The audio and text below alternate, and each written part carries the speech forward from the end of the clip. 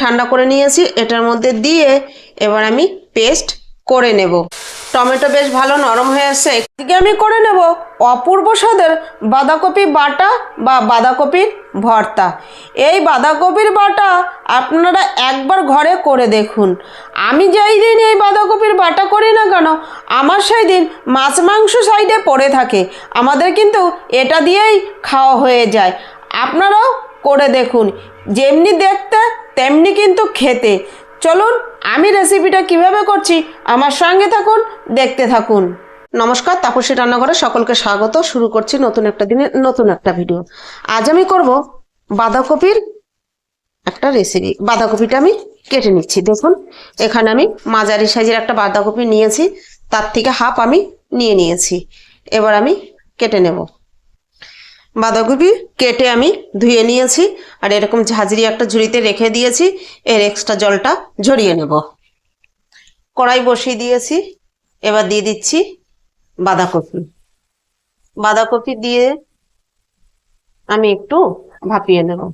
বাঁধাকপির এই রেসিপিটা আমি যখনই বাড়িতে করি আমাদের কিন্তু খেতে দারুণ লাগে। আর এই রেসিপিটা করলে মাছ মাংস সাইডে রেখে দিয়ে আমরা বাঁধাকপির এই রেসিপিটা দিয়ে কিন্তু ভাত খেয়ে নিই।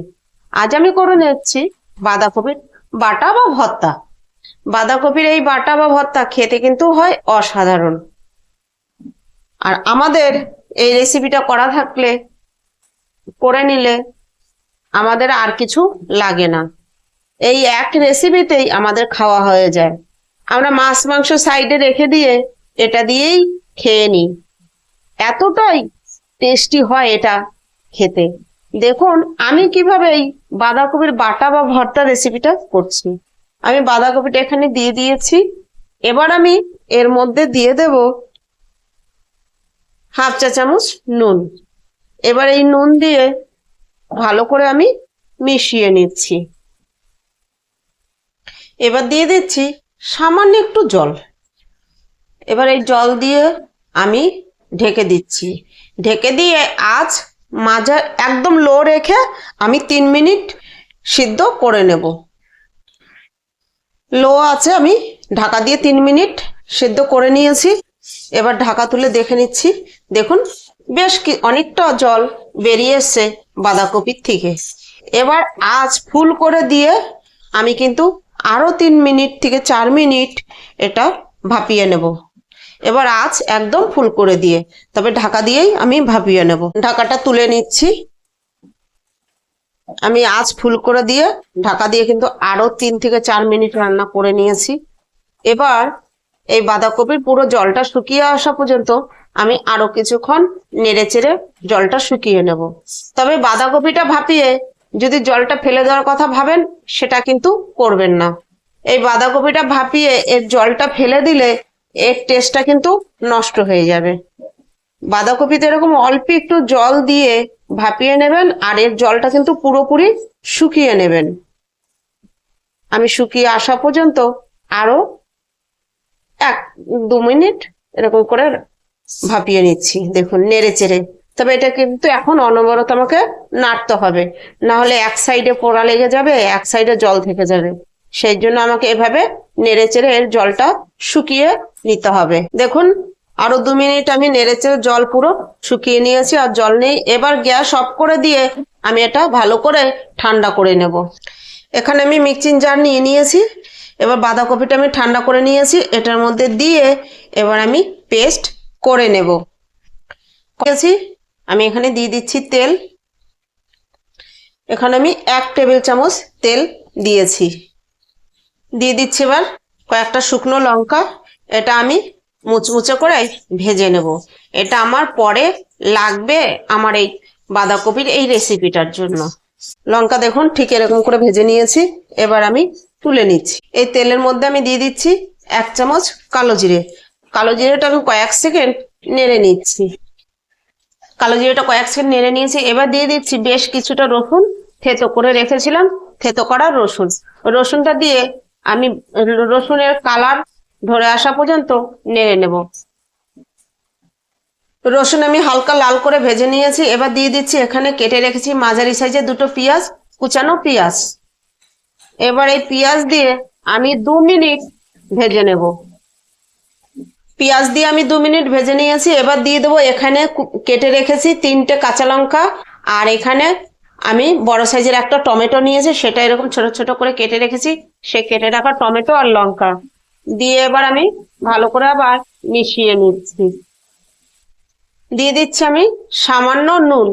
আমি নুনটা এখন কম করেই দিয়েছি। আমি কিন্তু বাঁধাকপি ভাপিয়ে নিয়েছি যখন, তখন কিন্তু নুন দিয়েছি, সেটা মাথায় রেখেই আমাকে নুনটা এখানে দিতে হচ্ছে। এবার আমি এই নুন দিয়ে আরো কিছু সময় নেড়ে চেড়ে এগুলো ভেজে নেব, টমেটোটা নরম হয়ে আসা পর্যন্ত। আর আপনারাও একবার এই বাঁধাকপির বাটা বা ভর্তা করে খেয়ে দেখুন। আমার মতন আপনারাও কিন্তু মাছ মাংস সাইডে রেখে এই বাঁধাকপি বাটা দিয়েই আপনাদের খাওয়া হয়ে যাবে। টমেটো বেশ ভালো নরম হয়ে আসছে। এখানে দিয়ে দিচ্ছি দেখুন 1/2 চা চামচ কাশ্মীরি লঙ্কার গুঁড়ো। ঝাল আমি কাঁচা লঙ্কাটাই ব্যবহার করেছি।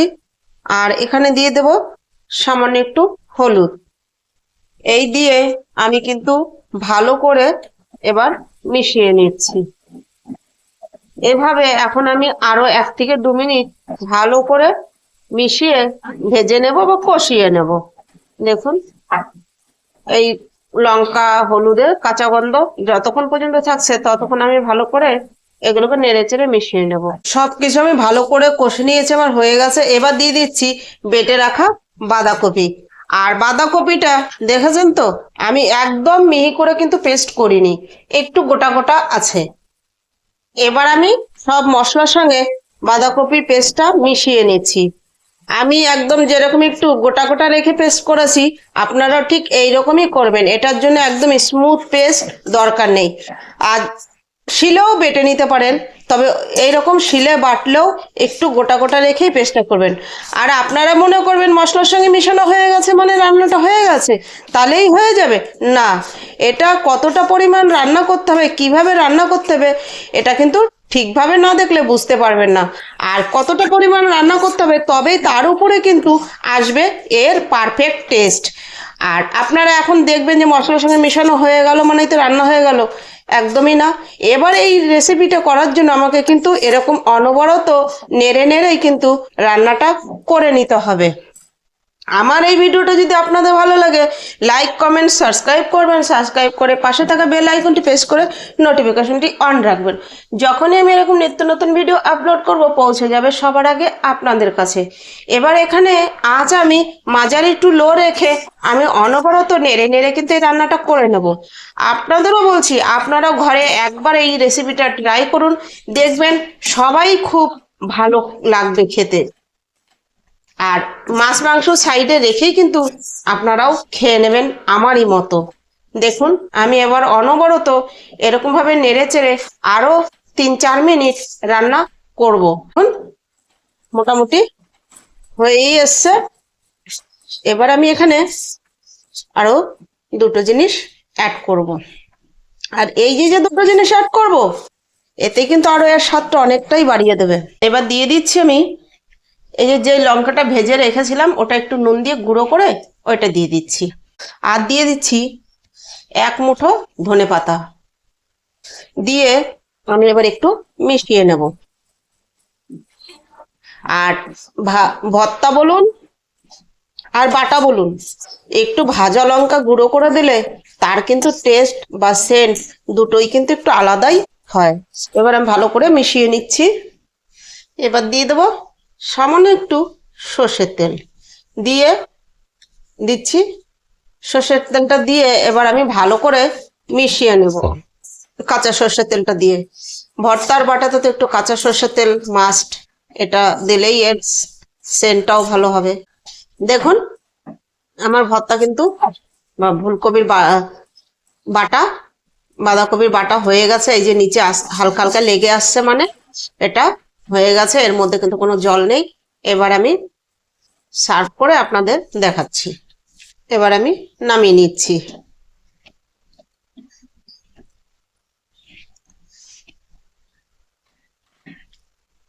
দেখুন সুন্দর করে সাজিয়ে নিয়েছি। এবার উপর থেকে আমি আরেকটু ক্রাশ করা লঙ্কা ছড়িয়ে দিচ্ছি।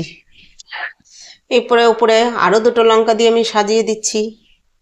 এর উপর দিয়ে আমি আরেকটু একদম কাঁচা সর্ষের তেল দিয়ে দিচ্ছি।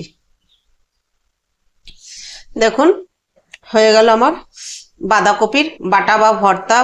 দেখতে কি ইয়াম্মি হয়েছে না? খেতেও কিন্তু হয় অপূর্ব। তাহলে ভিডিওটা আজ এখানেই শেষ করছি। ফিরে আসবো নতুন একটা দিনে নতুন একটা ভিডিও নিয়ে।